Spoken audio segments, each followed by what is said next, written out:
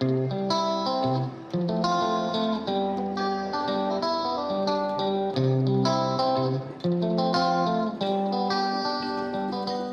back, I'm Ali. You saw me last time at the art shed where it was so much fun going through all of the supplies that you could possibly need for watercolor painting, but I've bought a few more today. So I'm going to take you through a few things that you might not have seen before and just give you a little introduction into watercolor painting. I've started painting a couple of years ago in watercolor and I'm addicted. I just love it. So I'm going to go through the basics. I'm just putting out some colors and I'm using Montmartre today, but whatever you have will work. So I'm just putting out a little, when you paint with watercolor paints, you only need the tiniest amount. And if you don't use it this time, it'll be ready for next time, just being activated by water.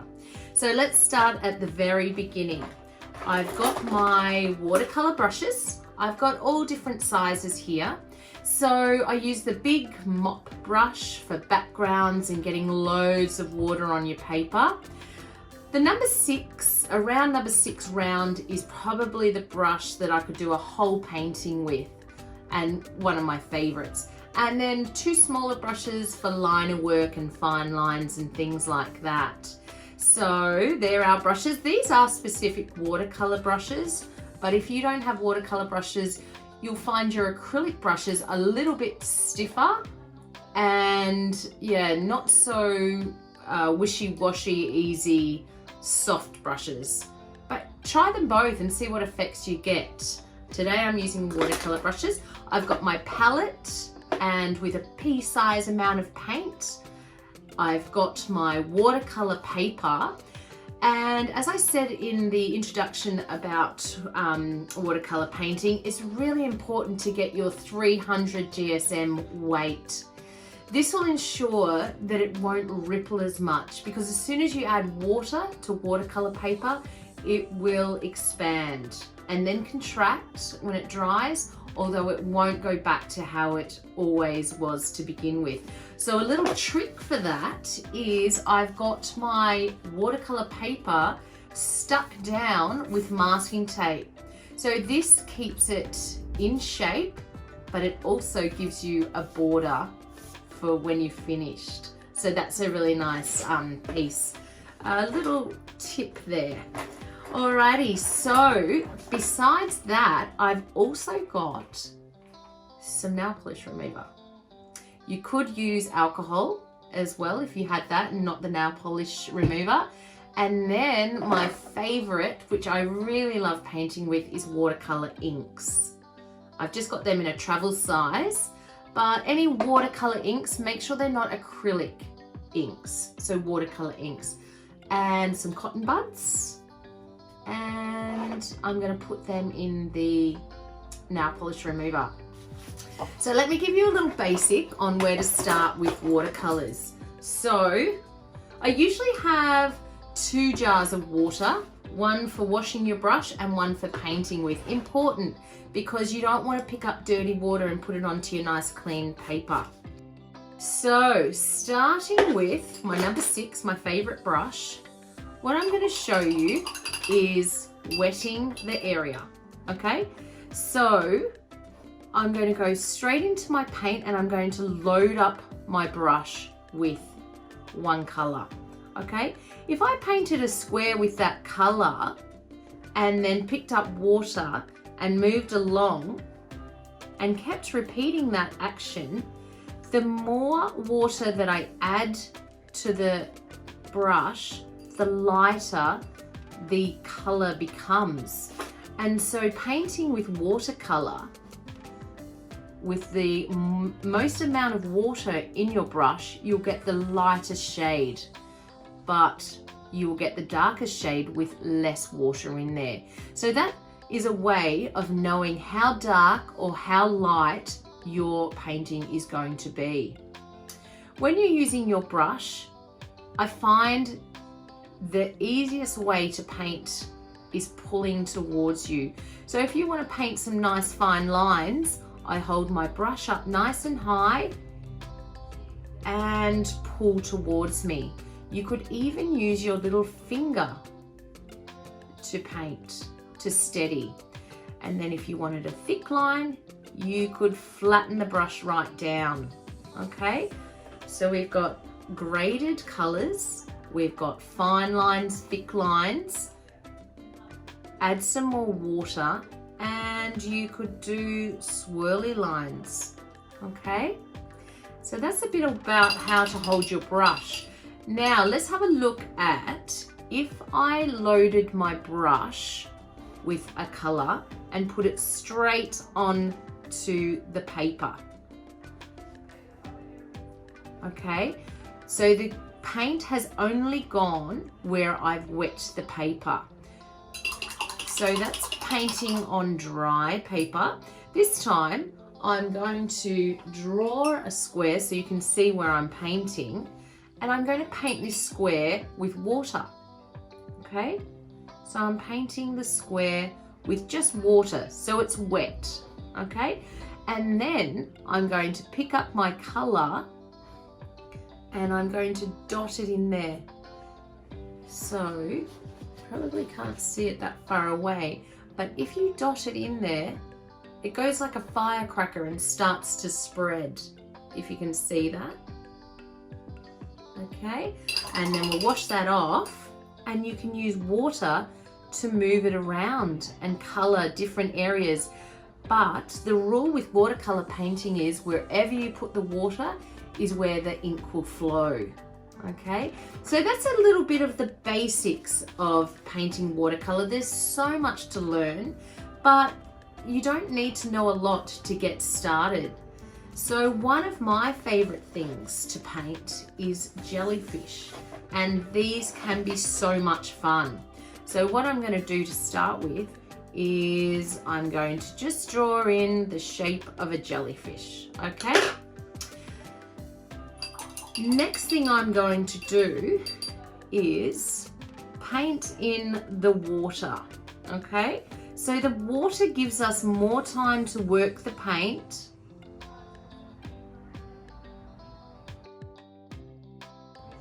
And then I'm going to do some twisty lines for the tentacles, okay?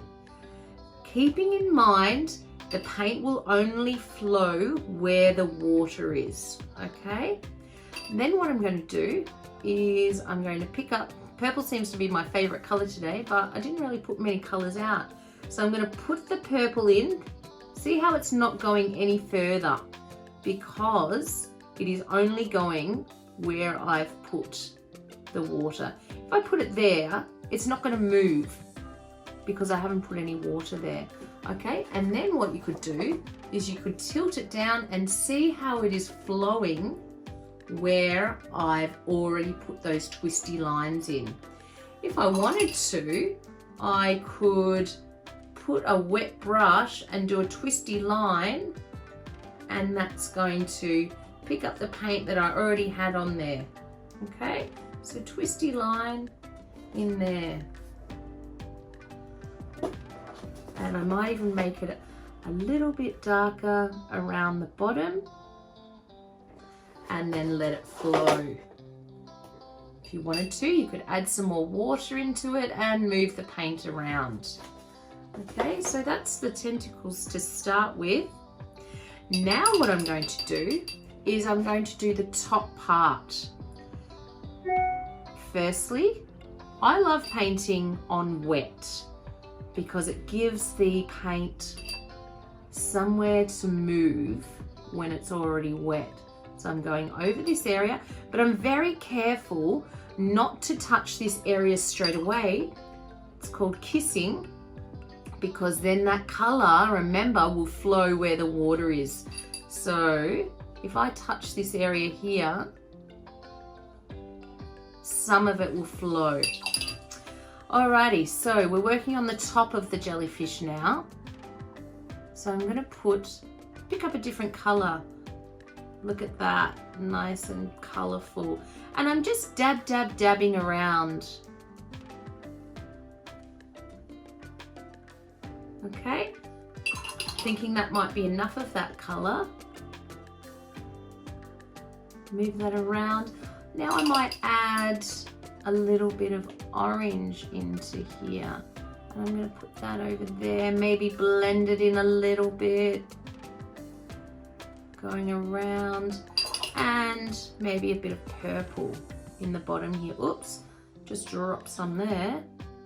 If you make a mistake on your paper, the best way to get it off is with some paper towel. So I think I've got a really big blob there, so I'm just gonna pick it off. And I usually make something of my mistakes. So I'm just gonna put another tentacle in there and make it out as if that was part of the picture. Alrighty, so I'm working on putting in some purple in there. And now what I'm going to do is introduce you to some ink.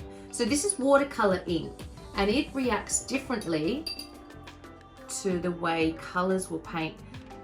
Very potent, so I'm just going to add in a little bit here. I'm dropping it in and see how that reacts. But wait, there's more. So I've got my cotton tips that were resting in nail polish remover. Watch and see what happens here when I add it in here. See, it's going a little bit crazy. And then what you could also do is add some sea salt. These are big chunks of sea salt. Normally I use smaller bits, but what the sea salt does is it removes the moisture, so removes the water and leaves the pigment. So you get this amazing effect. So I'll put a little bit more over there, okay?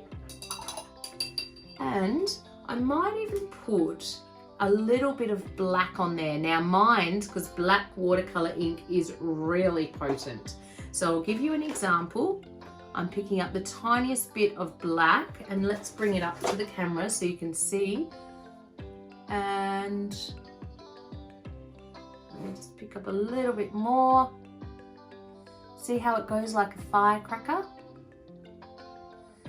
But when you're using inks, you need to make sure that it's wet. If it's not wet, the ink will just disperse into the paper and dry immediately. But how cool are those effects? I just love them. It's really fun. Okay, and then once you put your salt on over the top, it'll even react even more. And you won't see the effect till the end, but it will make a huge difference. So I'm thinking I want a bit of dark along here. So I might even use my brush and take it a little bit darker along the bottom of the bit of water. And then what about if I held it up, will it run down a little bit into, so you can see it's running here and it's going to follow down any of the wet areas, or you can help it along. So this way I'm using my twisty brush and I'm twisting my brush down for the tentacles. I just love it. It's such a cool effect. We could work on, how about put some alcohol, or you can use alcohol or the nail polish remover. And I'm going to do some little dots in here for the middle of those areas. I'm just using my cotton bud now. Okay, and I'm taking all of that in and around here as the middle parts. Maybe a bit of purple in there as well. Okay. Alrighty, so how about a few more tentacles? Let's have a look at what ink does without the water underneath. So I've put a little bit of ink into my palette, and then I'm going to load my brush up. If you want a nice fine point on your brush, roll it off. So roll the brush off. And then I'm going to go through this wet paint and I'm going to twist my brush, using it up nice and high. Look at the pigment in that paint. Isn't that fun? So good. But I do say so myself. Getting a bit dry there, so I'm going to add a little bit more water and go over there again. Okay, so I'm using my brush up nice and high and putting the tentacles in. Okay, maybe a little bit more shadow in here because it's still wet. See how it bleeds out? Yep. Okay, so that's the jellyfish, using all those different bits and pieces. Now I'm going to change and use my mop brush, okay? And I'm going to put in some background washes. So keep in mind, when you're washing in colours, you want to use quite a bit of water, and that'll give you more time to work the colour. Okay, I'm being very careful not to go over the paint that I've just painted because then it'll bleed. But at the very last moment, maybe I will, just to see the reaction. Okay, so now I'm going a little bit over the tentacles and I'm just washing water. See how it's starting to make it bleed a little bit, which I don't mind a small amount of. Okay. So a bit of washing up here, and that's probably enough. I haven't completely covered the whole area, but I've put a fair amount of water on there. Okay, so this time I'm going to pick up a little bit of green. This is for the background washes. Okay, and a little bit of blue in there would be nice. Didn't really give myself much paint to work with today, I have to say. But actually, I think I might stick with the same brush. So I'll put out a little bit of blue. And all of these watercolors as well, you can mix. So you don't have to stick to the one color. You can mix them all together. Or another thing you can do is do wash on wash. So let the paint dry and then go over it with another color. That's really fun as well. Alrighty, so I've put a little bit of blue in and I'm going to wash it in and use water to move it around. Okay, so there's my blue. A little bit of blue sea around. Oops, a lot of blue sea there. But as I said, you could pick that up with your tissue, see it comes straight off, or you could just paint with more water. So is that enough blue in there? Maybe a tiny bit of green representing the seaweed in there. So these techniques that I'm showing you, you can apply to anything. It's just the basics of watercolor painting. With Paint for Fun, we do a lot of watercolor techniques.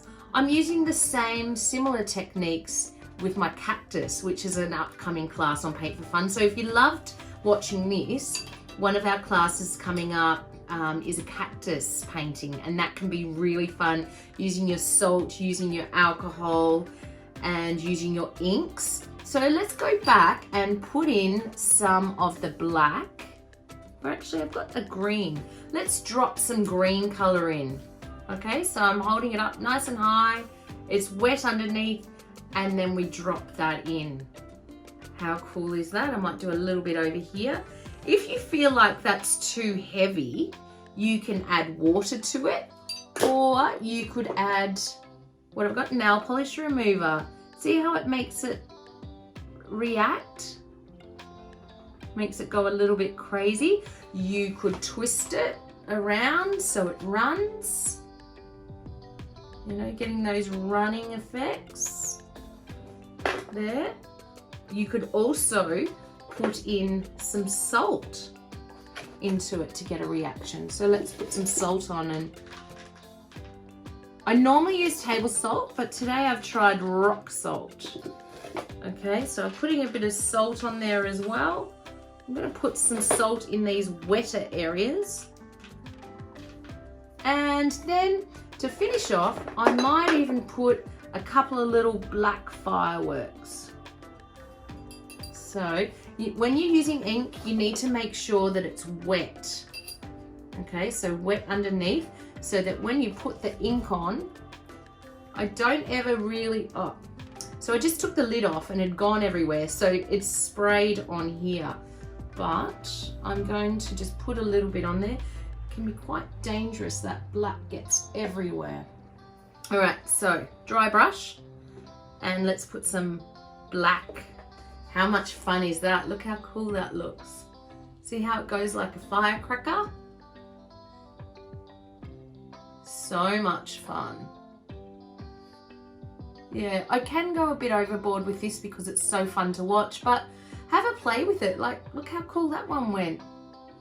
And then the last thing I'm going to show you is fly specking. Like, I've got a lot on here, but I was using it as a demonstration, so I wouldn't usually put this much on, but whatever makes your heart happy, really.